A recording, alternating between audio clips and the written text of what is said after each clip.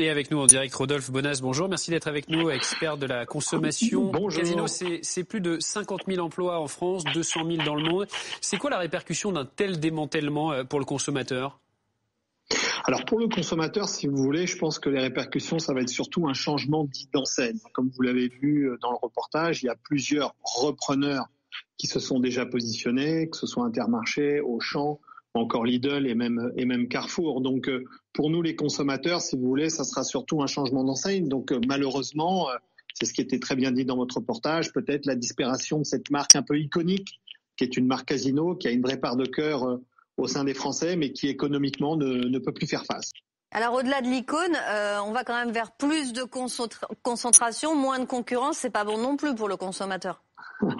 Alors, c'est vrai que la concurrence, c'est toujours ce qu'il y a de bien pour notre porte-monnaie, parce que c'est toujours la guerre des prix. Je le rappelle souvent, le premier critère de fréquentation d'un magasin alimentaire après la proximité, c'est le prix. Donc c'est vrai qu'il va y avoir encore une bataille autour du prix. On sait que sur ce marché français, la concentration est un peu inévitable parce que vous savez qu'on est un des pays, peut-être même le pays, où on a la densité de magasins alimentaires la plus forte au monde. C'est-à-dire on a beaucoup de magasins alimentaires, on a beaucoup d'enseignes. Donc c'est normal qu'il y ait cet effet de concentration.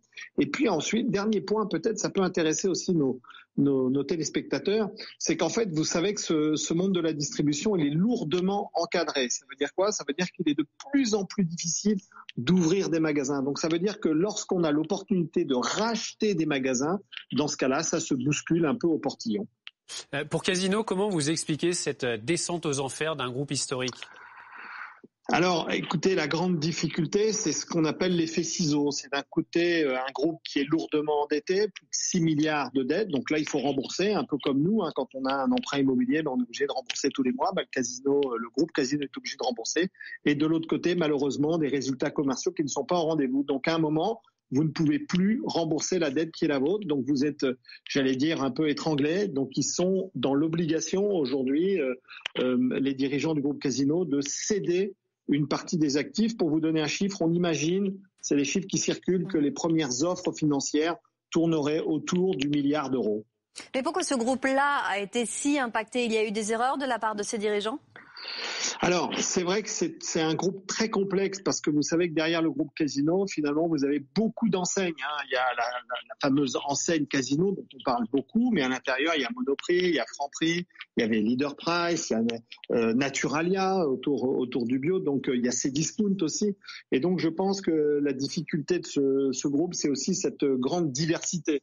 Alors c'est une chance pour nous les consommateurs parce qu'on trouve des enseignes un peu partout et à tous les coins de rue, mais après à piloter ça devient extrêmement compliqué. Et puis enfin, vous savez, le monde de la distribution et du commerce, comme je le disais, il faut être très présent dans le prix, et pour être présent dans le prix, il faut être très gros, il faut avoir une taille critique suffisante pour pouvoir peser très très lourd quand on achète des produits auprès des grandes marques.